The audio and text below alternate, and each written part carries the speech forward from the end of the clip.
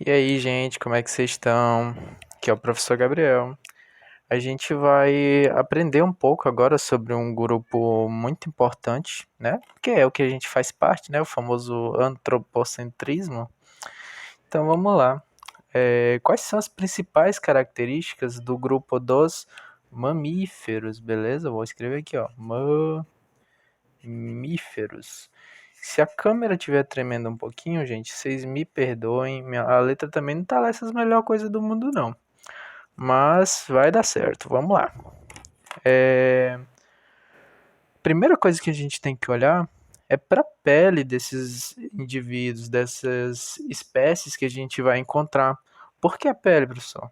Porque lá na pele a gente vai encontrar muitas estruturas que acontecem apenas, que são vistas apenas nos mamíferos. De que estruturas que eu estou falando? Das glândulas. A gente pode encontrar nesses organismos as glândulas odoríferas, beleza? Ah, professor, mas o que é a glândula odorífica? É para produzir fedor? Não, não é para produzir fedor, é para produzir feromônio, beleza?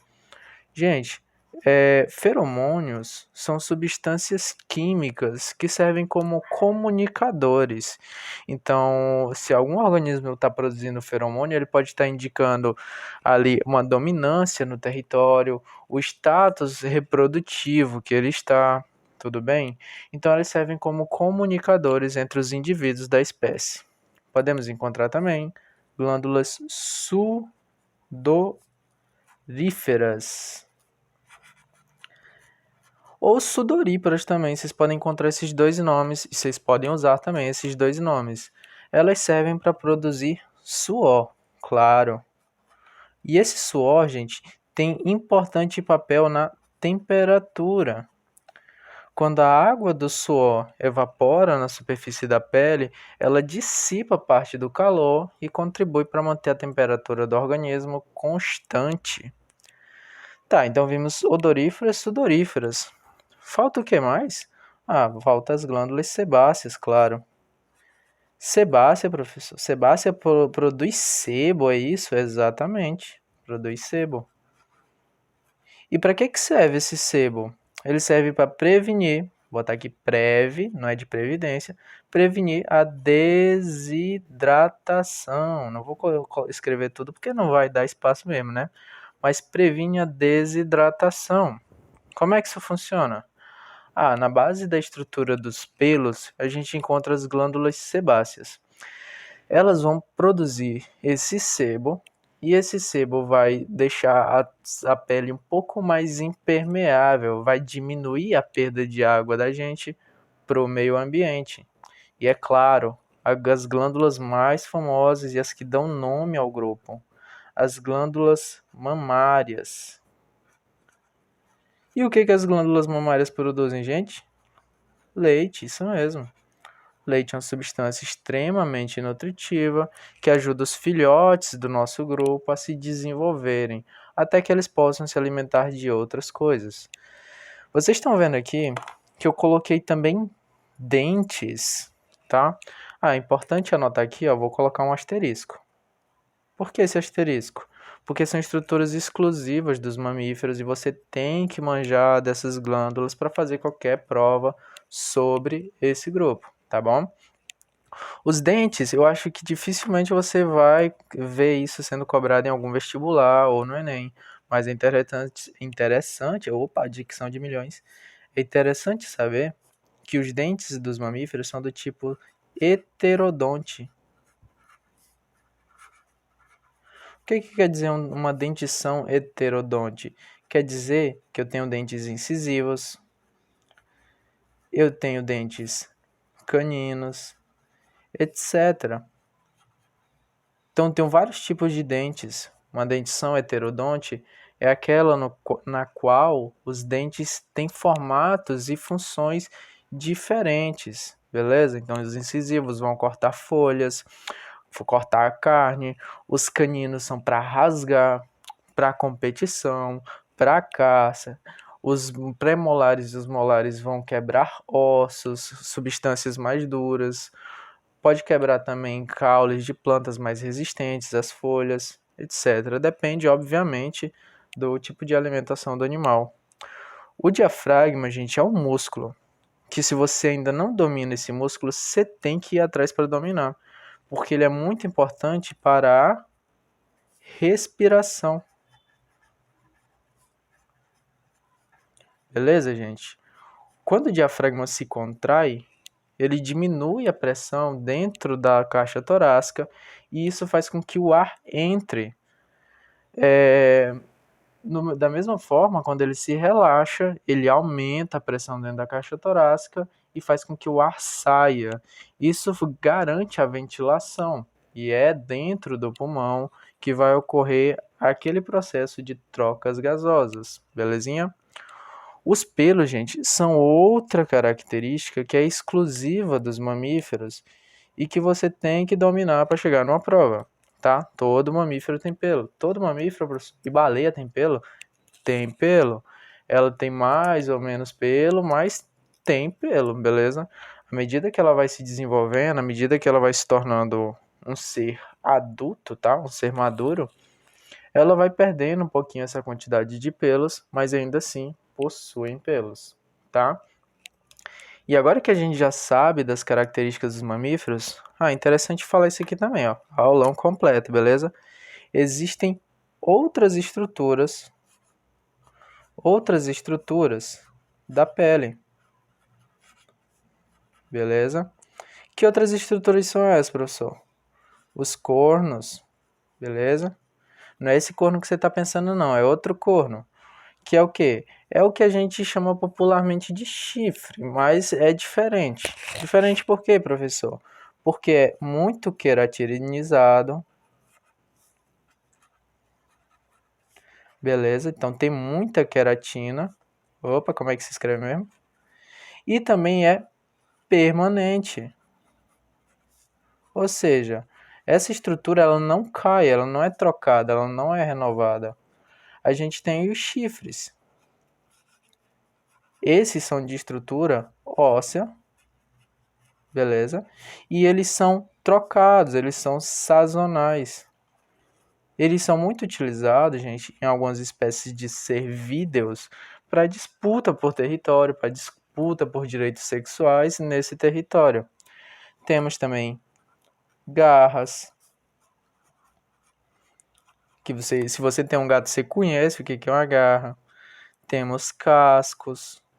Então a gente tem vários outros anexos da pele, tá? E essas estruturas são essenciais para o sucesso desses organismos em seus nichos ecológicos.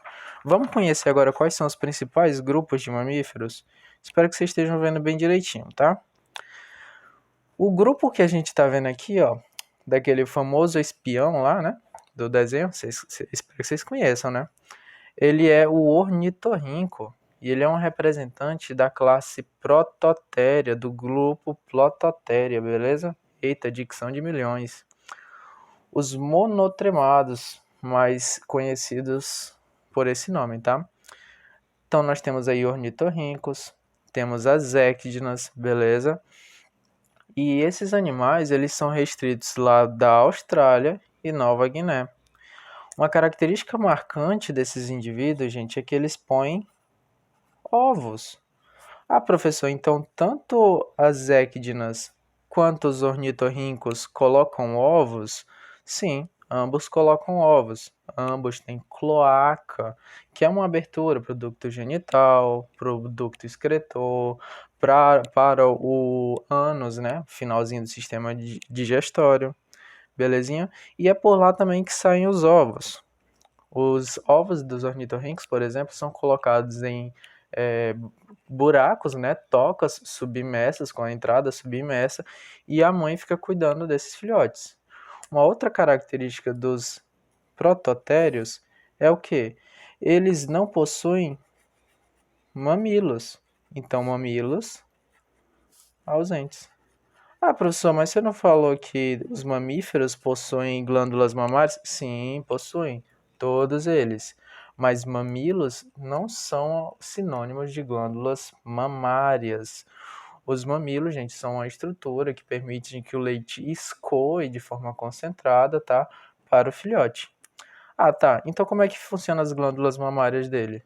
As glândulas mamárias estão localizadas no ventre, ao longo da base dos pelos. E esse leitinho vai escorrendo e os filhotes vão se alimentando desse leite, vão lambendo o ventre da mãe, até eles completarem seu desenvolvimento e se alimentarem de outras coisas. Belezinha? Um outro grupo que a gente tem que falar são os marsupiais. Eles são os metatheria, tá bom? Gente, os metatheria, eles possuem, ó, um marsúpio. Opa, será que dá pra ver no vídeo? Deixa eu ver. Isso, dá pra ver. O marsúpio, o que é esse marsúpio? É uma bolsa de pele que serve para que o filhote complete seu desenvolvimento. Ué, como assim completar, professor? É que nesses grupos a placenta não é bem desenvolvida. Então, o embrião começa o seu desenvolvimento lá, se forma uma placenta primitiva, ele fica se nutrindo nessa placenta, se desenvolvendo nessa placenta. Aqui nos cangurus, como exemplo, até 40 dias, só 40 dias, né? Pouquíssimo tempo. E nasce um filhote muito incompleto ainda. Incompleto é uma palavra bem complicada, né? Então ele sai muito imaturo e ele precisa continuar essa maturação, esse desenvolvimento dentro do marsúpio, que vai servir tanto para a proteção quanto para a manutenção aí do desenvolvimento do filhote. Quando ele chega lá no marsúpio, ele vai aderir a um mamilo, beleza? Então nesse grupo aqui nós temos o mamilo, e ele vai ficar lá até completar o seu desenvolvimento, até se tornar relativamente independente da mãe. Belezinha, gente? O que mais que a gente tem que falar? Beleza, os marsupiais, você pode encontrar alguns deles aqui na América do Sul. Eu acho que você está vendo meu vídeo aqui da América do Sul, beleza? E quais são os exemplares? Você pode falar de gambá, de cuíca, que é um pequenino marsupial, mas eles são muito desenvolvidos, são muito diversificados, na verdade, lá na Austrália, tá? Lá na Oceania. Belezinha, e agora nós vamos falar do grupo de mamífero que vocês mais conhecem. Quando você pensa em mamífero, provavelmente você imagina um mamífero eutéreo ou um mamífero placentário.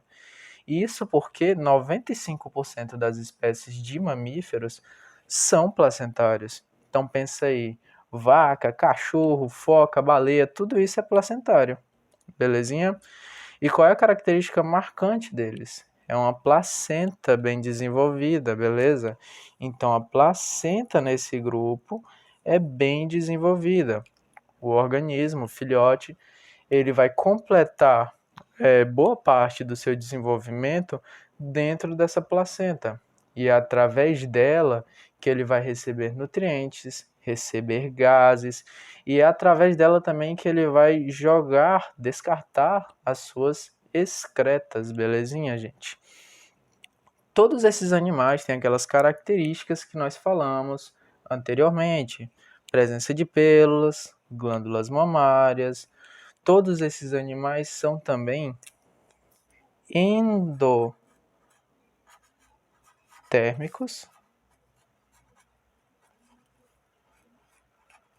e vou grifar bem aqui, homeotérmicos. Professor, por que você botou endotérmicos e homeotérmicos? Não é a mesma coisa? Não. Homeotérmico é um animal, é um organismo que é capaz de manter a sua temperatura corporal mais ou menos constante. Os endotérmicos são animais que produzem o calor dentro do corpo, lá no interior de suas células, beleza? Então não é exatamente a mesma coisa. E vamos agora ver a fisiologia dos mamíferos, tá? Deixa eu ver aqui se está bem enquadrado. Bem enquadrado é exagero, mas vamos lá. Como é que é o sistema circulatório? Como é que é a circulação desses organismos? Circulação. Beleza. A circulação desses organismos, gente, é do tipo fechada. Ué, o que que isso quer dizer, professor? Circulação fechada é quando o sangue ele percorre o corpo inteiro do animal dentro de vasos, dentro de artérias, veias ou capilares. Ela é do tipo completa. Ué, completa? Completa, gente. É quando o sangue venoso, aquele rico em gás carbônico, e o sangue arterial não se misturam no ventrículo. Ah, professor, e por que que não se mistura? Porque nós temos 4 cavidades. 3 aqui, eu não sei de onde foi que saiu esse 3 não, viu? 4 cavidades, sendo 2 átrios, beleza? E o que? 2 ventrículos. Então esse sangue ele não vai se misturar nos átrios, beleza? Tem uma separação completa entre os ventrículos, perdão. Tranquilinho, gente. O que mais que a gente tem que falar? A gente pode falar aqui sobre o sistema respiratório.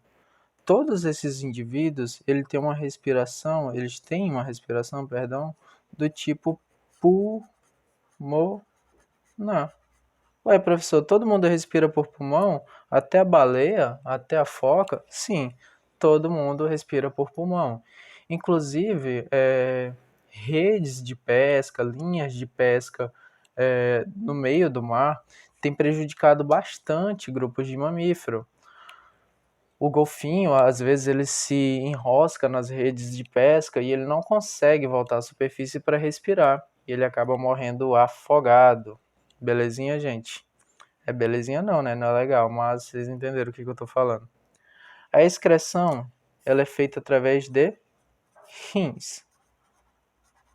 Ok. E esses rins, gente, eles secretam o quê? Eles secretam ureia. Então, o principal composto nitrogenado que é excretado pelos mamíferos, principal não, o único é a ureia. Belezinha? Na reprodução, a gente tem que lembrar o quê? Todos são dioicos. Ô professor, o que que é dioico mesmo? Não tô lembrado. Dioico, gente, é quando um organismo produz apenas um tipo de gameta. Ou ele produz os gametas masculinos, ou ele produz os gametas femininos, então sexos separados entre os indivíduos. E a fecundação é o quê? Fecundação interna. Então, o ovócito ele tem que ser fecundado no interior do corpo da fêmea, até em espécies aquáticas, volta a repetir, até no ornitorrinco, na équide, na fecundação interna e o desenvolvimento direto. Belezinha? Tranquilo. Desenvolvimento direto, só para lembrar, é quando não existe metamorfose. O indivíduo filhotinho, o organismo quando está filhote, ele vai apenas crescer em tamanho e vai ter algumas pequenas modificações no corpo, mas ele não passa por um estágio larval, ele não passa por uma metamorfose. Como que é o sistema digestório? Completo. Tá bom, gente? Isso quer dizer o quê? Que existe uma boca, essa boca vai para um esôfago, e aí do esôfago para o estômago, e todo aquele percurso que a gente já conhece até desembocar no ânus, que é a saída de tudo que não foi digerido. Belezinha? Então, gente, eu acho que era só isso mesmo.